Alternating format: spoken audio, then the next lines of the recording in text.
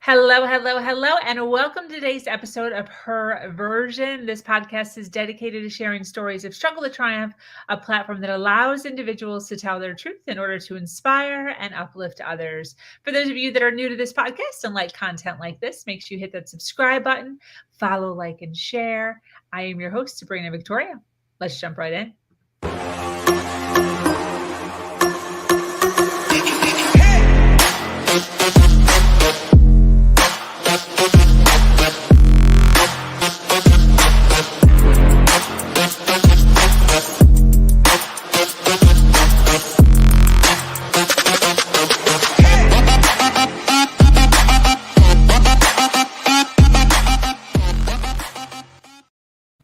Hello, and thank you for joining us today for this episode of Her Version. The Her Version platform is built on storytelling and the understanding that many times our greatest learning experiences come from listening to other people's stories. Today, I'm speaking with an amazing woman named Natalie Frost. Natalie has been through her fair share of trials and tribulations in her past. During the pandemic, she was really struggling mentally and emotionally. She wanted to move past the trauma and turn it into a positive that could be used to help others. She decided to write a book to get support into people's hands. She worked through her past traumas and feels really accomplished for actually completing the book. Yes, girl. It is now available to buy and support anyone going through a hard time. This is Natalie's first book and hopefully not her last. Welcome, Natalie. How are you today? I'm good. Thank you, Sabrina, for having me on. I'm very excited to be here.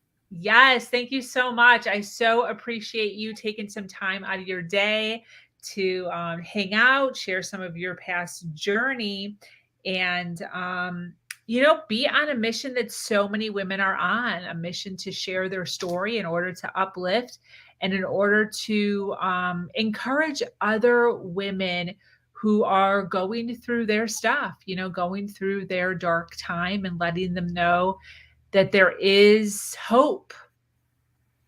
Yeah, and I feel like there are, like you said, so many of us going through it. And I think the pandemic really just heightened it for people. And I'm really grateful to be on here and sharing my book, and hopefully it can help people. I love it. So the first question that I have is, why are you not on camera? I think that'd be a great question to kind of start out with. Yes, so it is kind of a bit of a different vibe, I guess, because I'm not on camera. But the main reason why is because I wanted to write my book as authentically as possible. And I went back and forth between whether I wanted to put my real name on or if I wanted to have a pen name. And it was advised to me by my editor to actually use a pen name, because it then protects the people who are in my story. And I really wanted to make sure that the privacy was upheld, so that people wouldn't necessarily know who was being mentioned in the book, because there's no names. It's just if people would know me, they would be able to connect it. And I just really wanted to be my story being so authentic and not having to, take things out or change things or lessen the value of what is in it. So that is kind of my biggest thing. So I am basically promoting it behind the book, but just hoping to get it in front of as many people as I possibly can, because I think it's important to help people, and it shouldn't necessarily matter the name on the book's cover. Yeah, 100%. And I love this because, to be honest with you, one of the biggest, I don't want to say issues because it's not really an issue, but maybe challenges that I have as a woman who runs a podcast is I usually do some sort of a pre-call. So before I actually jump on a podcast with a lot of these women that you guys are seeing, I have a good 15 to 30 minute conversation with these women. And many times our initial conversation is where they just tell me all of this crazy stuff that's happened in their life and all of these challenges and just these struggles that they've been through. And then when we start talking about the podcast, they're like, well, I don't really want to go into that much depth on the podcast. And a lot of times it is because they don't want to hurt other people. They don't want to ruffle any feathers. So I actually really appreciate the way that you did this. You know, you had the choice to either fluff it and have all the glory of it, or tell the real authentic truth and speak behind it. So I really give you credit for telling the real story. Yeah, thank you. And I honestly have recently realized that my story isn't going to be the same story that the people in the book had. So everybody has their own story, their own view. And I would hate for this to go out and then people think that it was an attack on them when it wasn't. It was literally how I felt in the moment, what I did to help myself. Like it's very much just my take of it. And people who are involved in the book potentially would have a different side of the story, as I think we all see things in a different lens. And I think that is super important to look at, because one person's story is not the same for everyone else. It's all very individualized, and you can be in the same situation and see two different stories. So yeah. I like to point that out, because I thought for the longest time that how I saw things, other people saw things. So when I was hurting, they purposely were hurting me, but they don't actually necessarily know that they're hurting me because I didn't communicate it. And so I think it's very important to look at that aspect of it. Yeah. And that's a lot of why my podcast is called Her Version, because I believe that we all have our own version of our own story, and our version is worthy of being told. Yes. You know, if anybody who has a version of my story that they aren't feeling is congruent, I always tell them in jest that they can start their own podcast and they can tell their version of their story. Because the way that I viewed my life and everything that happened in my life is very true to me and the way that I perceived it. So I totally get that. And I'm right aligned with you. So I want to ask, you know, throughout your journey and, you know, the life that you've lived from beginning until present, what would you say is the story that changed your entire life? Where was the biggest pivot? And what did you learn from it? I would say probably the pandemic in general has been a huge shift for me. I lived my life trying to people please and make somebody love me. And I was willing to basically mold myself to a partner so that they would care about me. And during the pandemic, I was just feeling really low. I had all this stuff going on inside of me that just had never come out. I've blocked out a whole bunch of stuff from my childhood, and really just not acknowledging and taking accountability for the relationship patterns that I've had. And so I've always wanted to write a book. And for whatever reason, I guess the pandemic was like, oh, well, you've got time now. So why don't you just start writing? I had this conflict with myself, and I'm like, yeah, but then like, what if nobody reads it? You know, like those what ifs, the ego, all of that stuff came up. And so I was like, you know what? Maybe I just write it, and that's as far as I get. Maybe it doesn't even get published. Maybe it's just something for me to get out stuff that I need to get out. So I started writing the book, and it took me probably the first like January to March.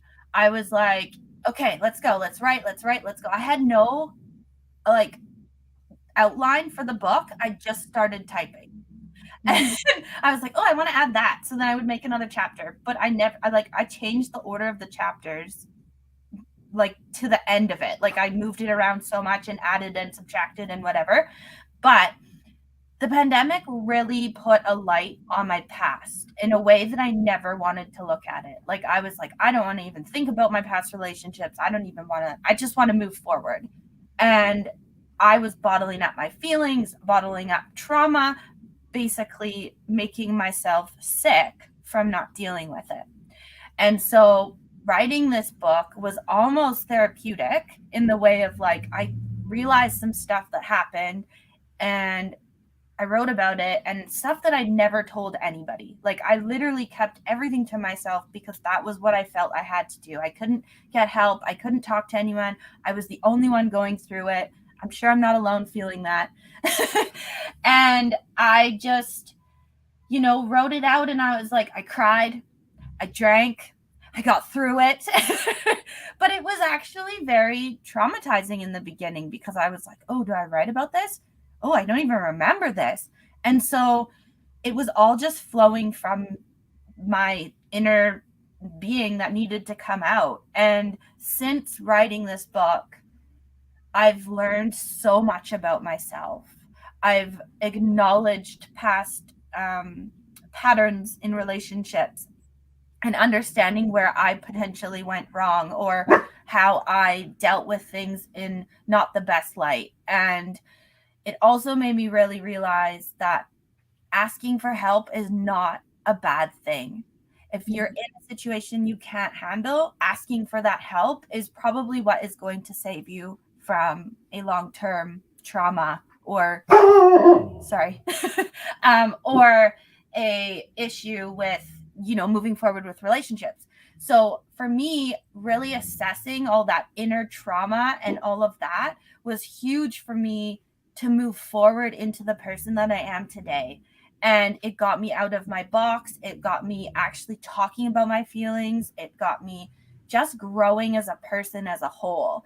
And it really made me feel like the imposter syndrome of writing actually went away from me. I was like, I've looked at this book so many times. I've read it so many times. And some days I can't even believe that I did this. Like, I looked at the book again last night and I was like, wow, I put this together myself. Like, I actually wrote a book and I'm so beyond proud of myself for it. And to be honest, I don't say that often, that I'm proud of myself. And I really feel that this has been a project that has brought so much out of me, light and dark, that I'm now able to move forward into the light and just being a better person as a whole. Wow. I totally understand that feeling of like looking at something you've done and just being like, what? Yeah. It's so cool, right? Yeah. It does feel a bit weird in the way of that my name is not actually on the book, so it still doesn't really feel mine. But I look here and I'm like, nope, this is mine. I did this. Yes. You said COVID put a light on your past. Mm-hmm. What does that mean? So in the busy day of like, we all have things going on. We don't give ourselves time to be. We don't look at ourselves. We basically just get through the day and as quick and easy as possible. And for me, I never took the time to sit with myself. I hated it because I was worried about what was going to come up. I hated it because I didn't want to bring back past traumatic memories. And so a pandemic was kind of like, everyone was like, oh, now we've got all this time because we're all stuck at home, or, we can't go hang out with friends. We have to basically isolate at home. And I really wanted to take advantage of this time to do something meaningful because I felt like I didn't have anything meaningful in my life in the way of something I was proud of.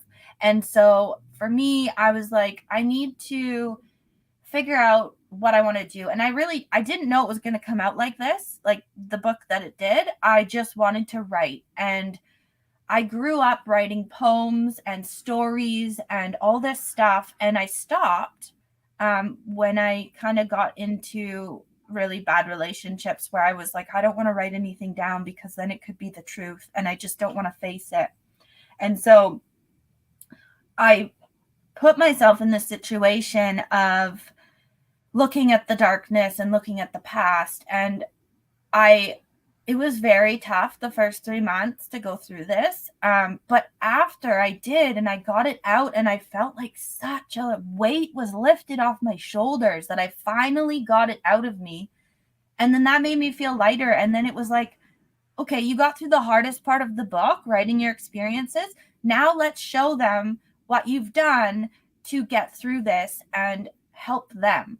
So the book itself is very much in the beginning. It's the stories of what I went through and tips and tricks along the way. And then kind of like the second half is more of ways to get through life, like tips and that. And it's very broad in the way it covers so much. Like it covers, there's a lot of trigger warnings in the beginning for, suicidal tendencies, abuse, and all of that stuff. And then it goes into more of like being a step parent, what that looks like, and the real truth about it, and then my real truth. And it just really cohesively came together in the way it started out dark and then went to light, just like my journey in writing the book. Wow. And so it just really brought me into this space of feeling free and lighter because I've been able to get it out. And so I don't think I would have done this if I didn't have the time that the pandemic gave us. And I just feel that it really shone a light in me wanting to be a better person and actually sit down and look at the tough times that I went through and see like where my patterns were or what I could have done differently, or just forgiving myself with what I went through and forgiving the people who hurt me. And in the front cover, like in the forward of my book, I wrote that like I truly care about everybody who has been in my life, even if they've hurt me, and I forgive them for it. And it's not something that they most likely purposely did. And so for me, forgiving was a huge light for me because I was holding on to this grudge and anger and frustration and hatred that was just pulling me down and making me physically ill. And so, yeah, it just really, it was a huge light for me to just get it down. That's awesome. At one point you said that you blocked out some of your childhood. Mm-hmm. What does that mean? Well, I don't really remember a ton of my childhood before the age of 16. Wow. I've really like found some things that have come up from before that, but I don't necessarily know the ages of which it's occurred. I just remember seeing flashbacks and memories of situations I was in. And it was, like if anyone asked me about my childhood, I'm like, oh yeah, I've seen pictures and videos of what it was like, but I don't remember majority of it. And so I find that as a trauma response, we block out these things that we just don't want to deal with or cannot deal with. And so my kind of first experience with abuse, I think, was around age 7 or 8. And then it was kind of like I just shut down from there until I was 16. And then I just remember all of the trauma from that age. So I blocked it out, I guess, not wanting to deal with it because it had to do with a close friend, family member in a way. And I guess I felt that I was somehow in the wrong and I just didn't want to bring it up. And so blocking it out felt better for me to not even remember or think about it. Wow. When you started to pull yourself out of the darkness or the journey or the challenge that a lot of this book covers, can you give us a idea of maybe a couple of the steps that you took personally to go from this more of this like sad, dark victimhood personality or identity, I guess I should say, to the woman you are becoming now? What did you do to shift from one to the other? Oh, that's a good question. Well, writing in general has been a huge thing, whether it's been like a journal entry from the day, whether it's journal prompts that bring up past things that I need to deal with, or just like really looking at myself, like, what kind of person am I? What are my values? What do I want in life? Like, kind of looking more forward, because I spent so much time on the book working in the past. I didn't want to get stuck there. And so I would, think about, okay, what's a big dream that I want to do? Or what's a bucket list that I want to come up with that I want to accomplish before I die? And it's really like looking at the positive things and reassessing the way you think. So for me, I suffer from anxiety, which came on when I was 25, and I didn't know what the hell it was. It hit me like a ton of bricks. And for the last 10 years, I've been trying to figure out how to make that less and manageable. And for me, a lot of it was the positive thinking and like affirmations and really spending time with people who were on the same page as me.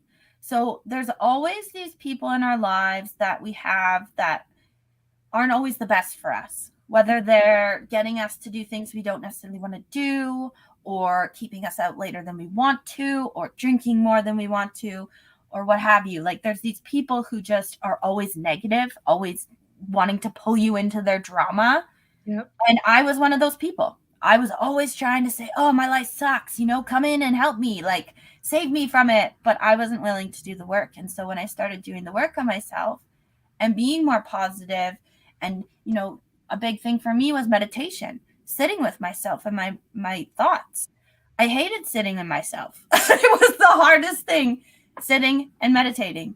And so I was like, okay, this is one thing that's easy to do, 5 minutes a day, and just do it. And I had to have like this conversation with myself in saying, like, let's just do this. 5 minutes, it's all you need to do. And I started doing like guided meditation because I found that was a lot better for me to focus on, because my mind is constantly going and I can't put thoughts away. It's constant. So the guided meditation helps me to just really ground in. And another piece too is, and I write about this in the book, is asking myself, am I doing this out of love or am I doing it out of fear? Because a lot of times we choose to do things because we feel we have to, not because we want to. And we're not, like, if you have someone who's asking you to move and they don't have anyone else and you really don't want to help them, but you're like, okay, I guess I will. And then you go and help them. And then you feel after that you've done like you got nothing out of it. You basically just got a sore body. Yeah. Whereas if you were like, am I doing this because I really care about these people and you really want to help them? And then afterwards you feel accomplished and like proud of yourself for taking the time to help them? Mm-hmm. Or did you like basically complain and, just be down and grumpy about it? And I think so much we try and people please. I know I'm very guilty for that. And so we tend to make decisions out of fear because we don't want them to not be our friend, or we don't want them mad at us, or we don't want them to judge us. And so kind of for me, it was really changing how my mind was. And, there's days where I have down days and, dark hole drama days, but it's pulling yourself back out of it and not letting yourself sit in it, but also allowing yourself to feel the feelings.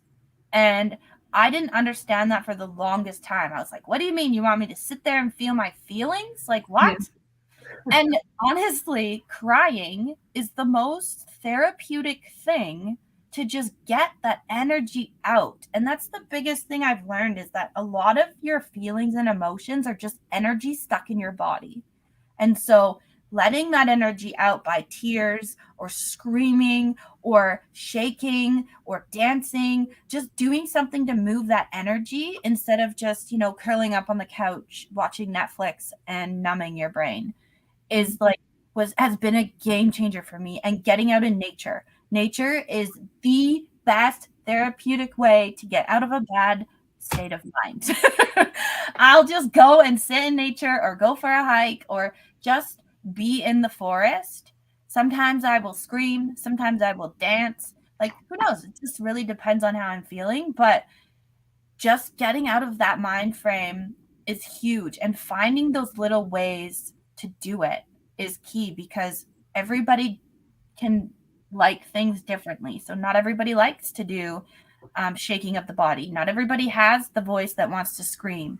And so it's trying out different things to see what will work for you. And in the book, there's a lot of different suggestions on what I've used, what I've done, or moving forward, like what you could do.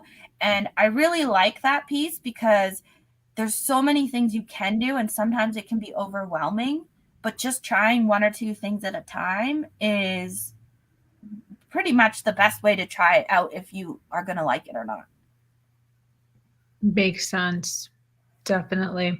And it's so true to recognize that we all do things a little bit differently, and what works for one person may or may not work for another person. And I think that it's important for us as people to know what does work for us and what doesn't work for us ourselves, because friends, family, acquaintances, partners, they might think they know you, but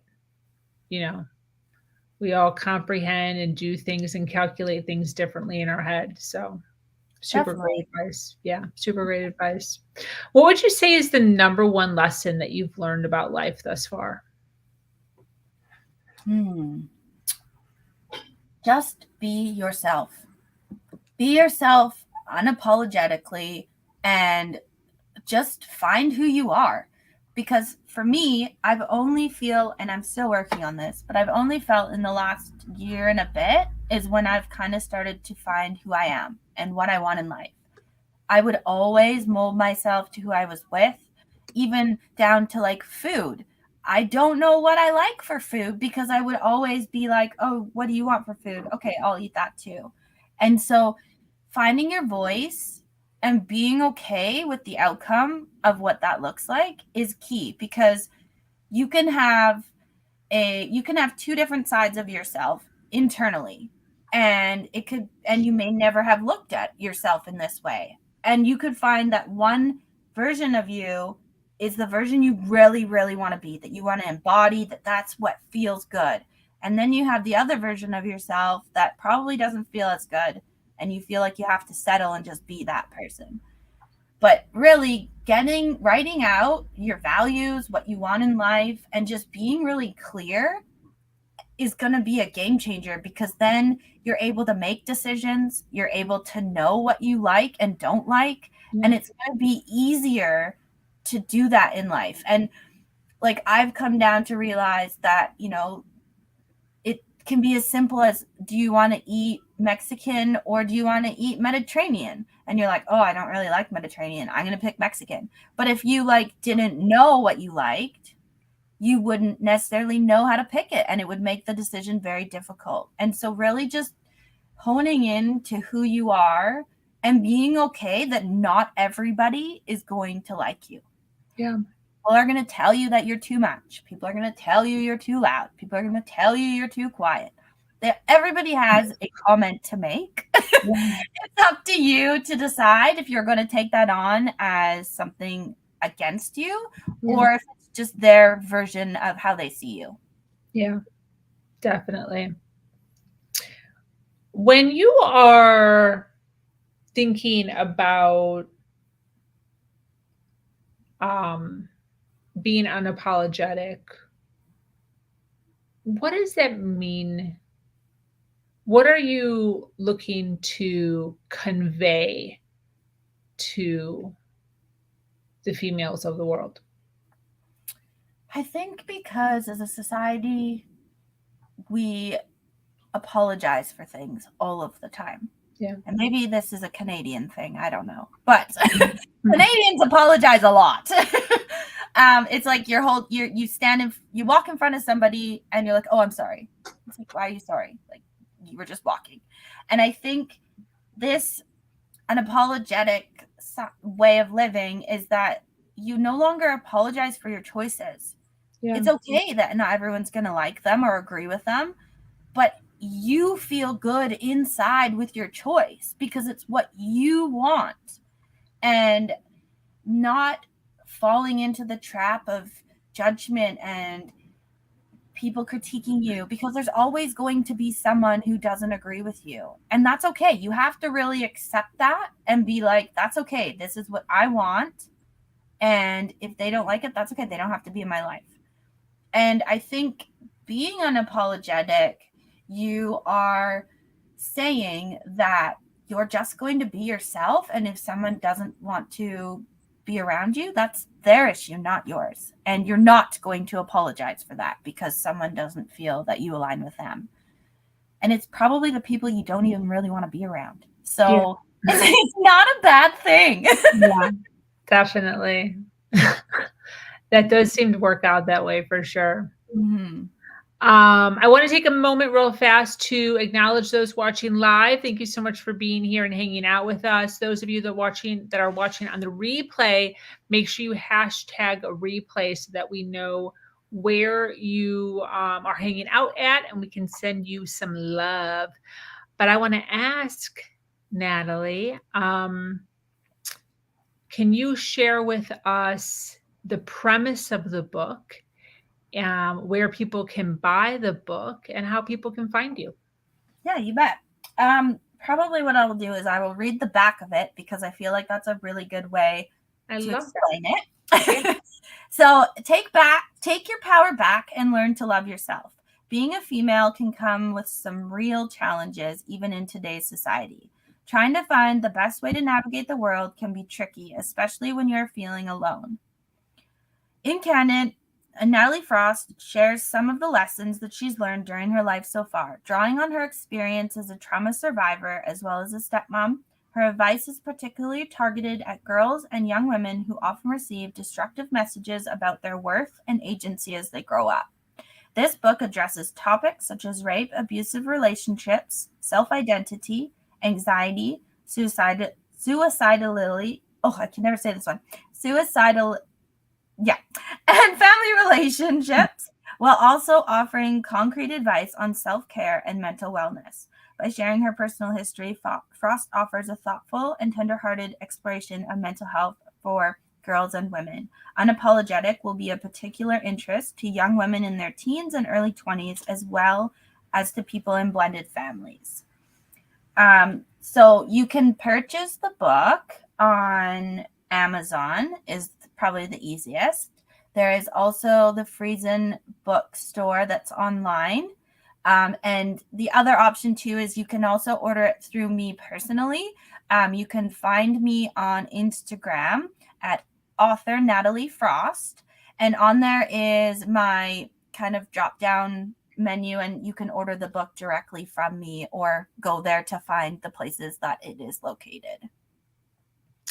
Awesome. Do you have any visions for another book? I do. I'm not sure. I have a couple of things that have come through that I want to work with. I'm just trying to figure out the best way, because there's a couple that go not like a sequel to this book, but like some kind of other form of it. So yeah, there's some visions, and I would love to do more like public speaking about it and sharing the story. And I honestly just want to get this into the hands of the people who need it. And I wish I had something like this when I was growing up in my teens and young adulthood, because it would have made me feel like I wasn't alone, and that there are ways to get out of the darkness, basically. And just to know that you're not alone can sometimes be what you need in that moment. Definitely. And why did you decide to write the book? I know you kind of covered that a little bit, but why did you decide to write the book? I think for me, I wanted to try and heal some trauma. And that's kind of why I said in the beginning, I wasn't sure I was even going to publish it, but I just felt something was calling to me to do it. Like I just had this intuition that I needed to get this out into writing, whether it was for myself or for others. And then everything kind of fell into place for it to be published. I had a really seamless experience with the publisher. Unfortunately, there was a bit of a printing issue where it just took a bit longer to get to me, but definitely a good, it was like a self-publishing. So I had all of the power to make changes and stuff. They kind of just put it together for me. So that was really nice. But something in me told me that it needs to be written and that somebody would pick it up and it would help them. And honestly, in the beginning, I was like, if one person reads this and it helps them in some way, I feel like that's worth it to me. So yeah, it was mainly just wanting to have a support out there for people who are going through tough times. Awesome. What would you wish for? I would wish that as a society, we could all just love each other. Like, no more cyberbullying, no more, people sitting behind their keyboard saying horrible things about people. I just wish that we could all get along and work together rather than against each other. And there's so much hate and trauma that has formed in this world. It worries me for the next generations. And that's, essentially why I wanted to do this, so that if someone is in that situation, they can read and be like, okay, I'm not alone. And regardless of when they read this book, it's still going to be relative, that they're going to know that they're not alone. And I wish that people were able to address their problems and ask for help and just not push it down and drink away their sorrows, because, I was on that path that alcohol was my friend and only way to get through the day. And that turned into a problem for me. And I had to really address it and stop. And this book really helped me, because I was like, I don't want to be that person. I don't want to be the person who utilizes alcohol to get through the day. And like, when your stepkids say to you, oh, your favorite drink is wine, that's a problem. That's a problem for me. So I just really wish for people just to come together as a community. And if you don't have a community, find one. And honestly, we're in a great podcast right now that has so many amazing women that I've watched and listened to, and just love the community that you're putting together. And I feel like that's so important that people know about it and just are a part of something, because a lot of people feel they don't have anything to look forward to in life, or they're just getting through the day. But to know that they have a place to go to learn about topics and see other women struggling or thriving, and knowing that it's possible for them. And I think that what you're doing is just amazing and beautiful. And I've loved to see how the podcast has grown. And it's just I love that it's all over the world too. It's not just where you live, it's all over the world. And I think that is just so beautiful. Yeah, I think that's one of the biggest things also, even for me, that has been a huge turning point, is people all over the world, and how, even though it seems like we're worlds apart, time zones apart, and it should be different, there's people suffering. Yeah. There's people that are going through stuff everywhere. And so, yeah, I so appreciate the point of view that you decided to take with your book. Do you have any closing thoughts before we wrap up? I would like to read 2 quotes that are in my book. Yeah. Because I feel like it will sum everything up and really just make it a really nice way to end. I love it. So the first one is, note to self: I don't have to take this day all at once, but rather one step, one breath, one moment at a time. I am only one person. Things will get done when they get done. Okay. Second one is I wrote this. So in the book, there's a chapter from poems that I wrote when I was younger, and I really wanted to have that in the book. And so I wrote kind of like, it's a dear me, but it's kind of like if it was to myself at a younger age. Okay. So dear me, you've been through a lot. I know it's hard, but I'm so proud of who you are. You are strong, brave, bright and smart, and you were given the gift of a beautiful heart. So keep going strong and try not to stray. Everything you're praying for is on its way. Love me. Oh, I love that. Yeah. That's so good. Do you have a couple poems in there? Yeah, there's I think 10 of them. Are they sprinkled throughout the book? No, there's a whole chapter on it. So there's a chapter specific. It's called hold on, let me grab it. I think it's Words from the Past. Hold on. Yeah, Words from My Past. And so it goes through poems I pulled. Like I found my old notebooks and I pulled them through the ones that I felt would be really people could connect to or like have similar feelings. And so, yeah, there's 13 poems in here, just in one whole chapter. They're short ones, they're not long, but yeah, they're in there to sprinkle in some different things instead of just writing. I love that. Very, very cool. And then, so if anyone wants to buy the book, for those that want to buy the book, Amazon. Yeah. What was the other place? So it's Friesen Bookstore. So yeah, it's just online. It's the Friesen is the publishing company, so they have the books in their bookstore to buy as well. Beautiful. Okay. And then they can also contact you directly. Yes. Awesome. I love it. Well, thank you so much for being here. Thank you so much for hanging out and sharing some of your inspirational thoughts on how you went from your challenges and your dark spots to where you are now.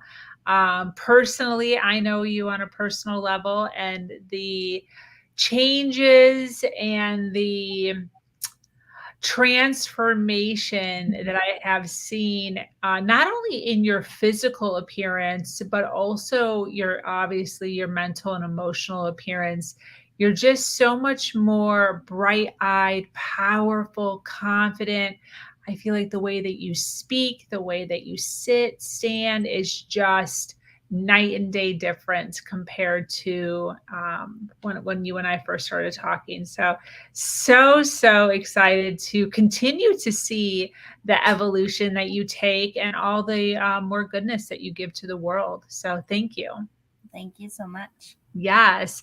So for those of you watching live or on the replay who resonated with Natalie Frost and all the goodness that she shared today, make sure to check out Amazon.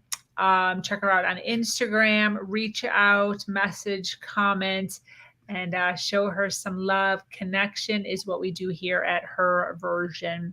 So thank you so much for joining us here. This community is expanding every single day and is filled with females who are striving to do better than they did yesterday. For those of you that are new to this podcast and like content like this, make sure you follow, subscribe, like, share.